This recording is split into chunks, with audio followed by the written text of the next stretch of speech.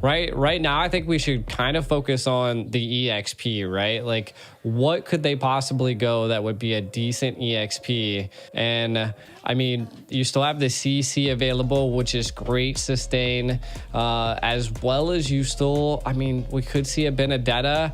I mean, we could still see a Paquito. I feel like something that's going to get into that back line to reach the Navaria. They take a lot away from Flapteasy here. No Xborg, no Fovius, no Thamus. They pick up the R-Lot. The Lapu is still open. Clint Ban comes from AP Bren. I think Lapu could we know that AP Bren has kind of fallen to that pick before. It's definitely something we could see Flapteasy pick up here. The Paquito is also still open. So definitely still plenty of options for AP Bren. And both of those picks kind of give what you were talking about, getting into the back line, ways to target down onto Sans, who's going to be on this Novaria most likely. Yeah. So seeing what Onic going to pick up here, the CC. Okay. All right. I like it. It's going to be a Roam R-Lot. Roam R-Lot. Yeah. Yep. I mean, the R-Lot in the roam position is probably the key right now. And again, but I think AP Bren's kind of got that in the bag. It's going to definitely be, it's going to come down to strategic positioning here, right? We're going to have to see the R-Lot just be in those key places to be able to catch the Nolan, to catch the Harith, right? And what? Glue. Yo, Glue boy. first time in the tournament? First time. Here's a pocket pick. Is it something that they think can deal with the CC here? How's it going to be able to handle it? It's another one that can also kind of get to the back line, cause mayhem. I'm not completely against it. I'm kind of a fan of the glue. I'm kind of sad that it fell off the meta. I think it's an interesting pick. And now there's your Claude. Going to be locked in for Onic. Vexana for the side of AP Bren. It's only game one and the draft is already interesting, and we thought nothing less of these two teams who are never scared to pick something a little bit outside of the meta. This is awesome, right? This is what I was saying. Like, the teams probably had that, like, the rabbit in the hat, and maybe it's glue. Maybe it's like no one's ever tried him. Maybe he's going to absolutely dominate in the Land of Dawn, and if anybody can do it, it's going to be AP Bren, right? Again, we're going to be getting into it. I'll let you lead the way, Trex. All right, Games of Future Grand Finals for Mobile Legends is about to begin. We're about to hop through the portal into the Land of Dawn to start off the rematch, the revenge match, the grudge match between AP Bren and Onic Esports. Right, kind of getting into this, the nitty and gritty here. I really want to focus on this glue pick, right? Like, what is it going to really establish here? And I think what it's going to do is really, like, kind of like what you were saying, being able to split, get into that back line, and be able to displace some of Onic at this point. Now, Onic, I love the early aggression, kind of keeping Super Marco at bay. But again, I mean, that's just them poking and propping at this point. One thing also at the very end, AP picked up this Vexana. Could be a key factor into, you know, the solid CC that they needed. It does seem like AP Bren wants to control quite a bit of the team fights. Now, coming from on the side of Onic, right? Like, again, just building off of what I said in the draft phase, I feel like the R-Lot's going to have to really rely on key positioning in order to, you know, make plays for Onic, because it's going to be a little difficult as the team is just, they're quick people. You got the Nolan, you got the Harith. Like, you're going to have to catch them off guard. I think it's definitely going to be a battle of wills here. I'm excited to see this EXP lane as well, man. Like, how is Boots? I think, obviously, CC, one of the most dominant EXP laners in the game, should kind of get the better hand of Flapteasy in the beginning. But if Flapteasy can scale, even though Glue is kind of an out-of-meta hero right now, one of the reasons being is it takes a little bit too much time to get on the map. Kyle Teasy, as well on this Nolan. Once it gets the first item locked in, if he goes for something like the Blade of Hepates, we're going to see some big damage. So Albert's going to have to be careful. The rest of the team is going to have to be careful. And oh, look at the damage. A big Terrify Keyboy in a little bit of trouble here. Able to dash back. They're unable to find the kill, but we're already seeing the possibilities from Few and Ogwin. Yeah, and again, right now it's everybody's game, right? I mean, the first turtle is not going to make or break a team, but it does look like both teams want to fight for it. San's going to get involved here. Kyle Teasy starting up on the lore, but a big stun onto Keyboy and Kyrie. Kyrie unable to make it in. The grab the slam, and Flap Teasy already causing mayhem in the back line. That's the first turtle. Kyle Teasy will be able to secure it. Kyrie, a little bit too much damage. Flap Teasy might be too deep. Nice immobilized onto two members. Boots trying to steer him away, but now Kyle Teasy making the move onto the purple buff and going to steal that away. You know, I wasn't really even thinking about this, right? Like, they're going to collapse on Boots, though.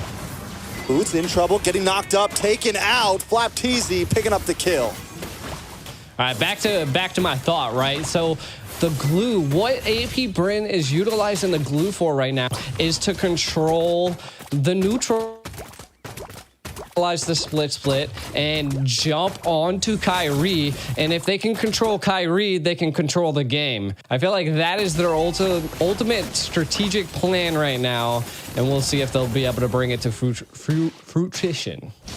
Oh, and not to mention they really a lot of damage on Boots there. Boots gonna go down. AP Bren leading 3-0 right now. 2,000 gold lead, almost a 3,000 gold lead at this point. AP Bren is stomping in the land of Dawn. We've seen Onic in this position before, though. But what they're going to need to try to turn things around is some big sets, some big plays. Albert still in the game, hasn't gone down, but with AP Bren taking away that tier 3 this early, Flap Teasy's going to be able to move around the map so much more. Yeah, the CC is having such a tough time with the glue, the sustainability that he brings. They've already taken all the gold plating and the tower, which is what really is scaling them right now. If AP is able to keep this up, Onic is going to have to find a response. And I feel like, again, the response is going to come down to Keyboy's positioning. And we can already see the burn from Kyle Teasy. No. That's disgusting, bro. This is looking a little rough. It's 4-0, 4,000 gold lead, 4.5 minutes in. That's about 1,000 gold a minute right now for AP Bren. Onic unable to even get close to him. Ogwin, just look at the micro steps that he's doing here. They're gonna roam up and they're gonna take all of the gold plating off this tower and probably the tower itself. This is huge for AP Bren. Onic, they have to find responses somewhere, and there's no jungle left. Man, again, it could be anybody's game, but the snowball effect is definitely in place for AP Bren. Yeah, this is the Bren effect at its prime right now. Bren effect, huh? The Bren effect, man. And they're just, I mean, it's like, because here's the thing, they can always switch it up, man. They can either completely dominate you in laning phase, or they can take a slow approach. They are the best of both worlds. They have the discipline of the Philippines, but the aggression of several other hungry regions out there. They're willing to take things slow if they need to, or they're willing to be in your face at all times, and you just never know what AP Bren you're going to get. It is true. It is true. I mean, they definitely bring out the difference in a game. We can kind of take a look at some of the items. A Hunter Strike already secured by Kyle Teasy, looking for that speed, just controlling the overall jungle. And you can see that he was looking for that purple buff, but looking for a kill. Did he get it? He did. Yeah, no purple for Kyrie. Oh, man, this is just going downhill for Onic. I think they're going to have to find some type of breathing room, but will AP Bren give them that breathing room? And it doesn't look like it right now. I mean, one good thing going for Onic right now is Albert and Sans have not taken a death yet. Yes, there's 2 kills on the Boots. Not huge. We've seen CC still scale, even with a few deaths on it. And 2 on to Keyboy. So Kyrie, Albert, or Sans, if they can keep up this pace, they can kind of slow play this and look for an opening later on. But it's going to be a little while until we see Sans or Albert really get the items they need in. Yeah, and I mean, that snowball effect is just in place now. AP Bren are staying together. So again, I think Onic going to have to just kind of give up some of these neutral objectives. And if they don't, then they're going to give up their life. So we'll see. Again, building off of what you were saying, Albert not dying is still a good thing. You got 4,600 gold versus 5,600 gold, 1,000 gold difference between the gold lanes, and the Hearth is just only going to scale from this point onwards. You only can see a corrosive scythe being picked up by Albert, and to be honest, everybody is lacking items. Everybody's just got like pieces right now on the side of Onic. They're getting what they can right now. That's about it. That's what I'm saying. They're just, it's like a puzzle piece. They're trying to put something together, but we'll have to wait until about the 10 to 11 minute mark for it to finally come together. I mean, Boots had to take a slower pace, went for the Dreadnought first, got the breastplate in, just got the War Axe in. Albert looking like he's going to finish the DHS soon, so that's good. He'll have the Corrosion, he'll have the DHS, then it's just on your way to the Wand. He could maybe switch up and go for Wand first, but I think he's going to lock in DHS before that. We'll see. He had the Vampiric Mallet or whatever it is in. So both, I mean, they're definitely on the slow pace. Sans has the book in. It's not going to really give damage yet. They definitely need another item in. And by the time they get that item in, AP Bren will already have their third in. So, I mean, it's a little bit of trouble, but Ogwin taking a little bit of damage, going to get pushed back. Flapteezy unable to make the advance. Everybody locking on. Albert able to get a couple free shots in. Flapteezy still gets away, but look at Kyle Teasy on to Boots. Boots able to just survive. AP Bren not able to cause the damage they wanted to. Onic able to turtle up very well. Definitely. And the first Lord coming down. I feel like this could be a turning point that if they could possibly do something, but Onic utilized quite a bit of their utility right now. Sans the only one that really doesn't have an ultimate at this point, and they might just try to bait it here. You can already see the discipline coming from AP Bren. They're controlling the lanes before attempting to take the Lord. Trying to get vision here. Onic might attempt to try. We'll see Keyboy trying to keep them at bay. Lord just smoothly falling into AP's hands. Oh my God, Keyboy in a little bit of trouble. Gonna get grab, and slam down. Kyle Teasy able to pick up another kill. 3-0 in 1. Nolan's on fire right now. AP Bren takes the Lord. Onic just biding time at this point. Yeah, I mean, it's kind of rough, right? Onic, what do they really need to do? I feel like they have the ability, they have the heroes needed to mount up a defense here, and I feel like that is what they need to do. Again, they're playing passive, not losing the key. Claude's not going down. Albert staying alive. Kyrie staying alive. Again, the only person that's fallen has been Boots.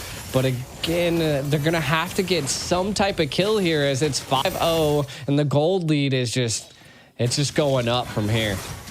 Yeah, good call by Sans there. Sends a Meteor to check that bush and finds Kyle Teasy, forcing him back a little bit. Flapteezy under the towers, though, taking a lot of hits to the face. Okay. A lot of damage on Ogwin as well. Onic not to defense, and the Appraiser's Wrath finally puts a kill on the map for Onic. Albert into the back line with a blazing duet, looking for Super Marco. Super Marco drops him on's force, able to also get some more poke off, but Onic does defend without losing an inhibitor. This is what I was saying, right? Like Onic, they have the heroes needed to defend, right? They're just really late game. They have the Claude late game, Navaria late game. So again, they just got to keep the pressure up, but not get too overzealous, right? Don't be diving. You can already see that Albert's got 3 items now: the glowing, the golden staff, the corrosive scythe, and the demon hunter. So gonna be destroying some of the tankiness that AP Bren brings. And then look again, Sans just hitting shots left and right. Super Marco falling a little bit low, but again, AP Bren just has the sustainability to just be there. makes a major factor into play. The real problem is definitely going to be Keyboy here. He's very behind. About 30. Oh. All right.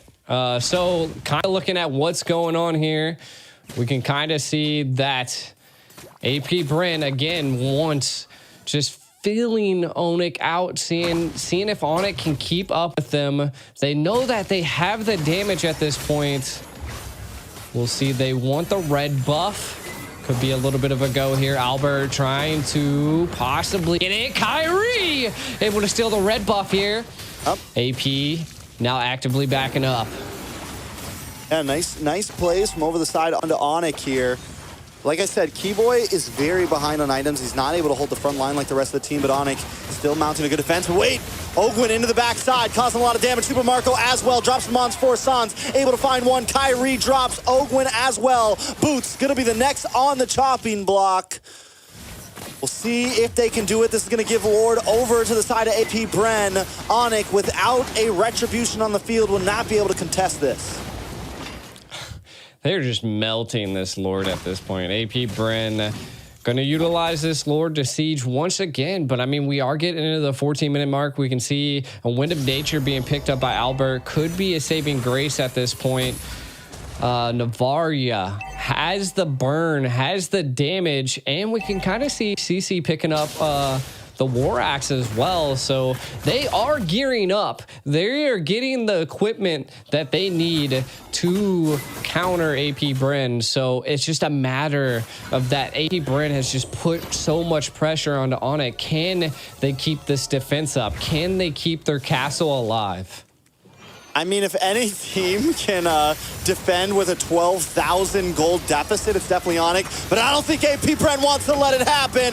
Keyboy falls. Kyrie might just be the next. Kyle Teasy able to pick up the kill. Albert with a Blazing Duet. Able to lock on a little bit of damage, clear the waves with the Lord still coming on the top side. AP Bren going to try to mount the attack to a different angle. Flap Teasy taking a couple shots to the face, but he's okay. Kyle Teasy onto the backside. Lord finally connects. Boots immediately destroyed along with the rest of the team, and AP Bren takes game number 1.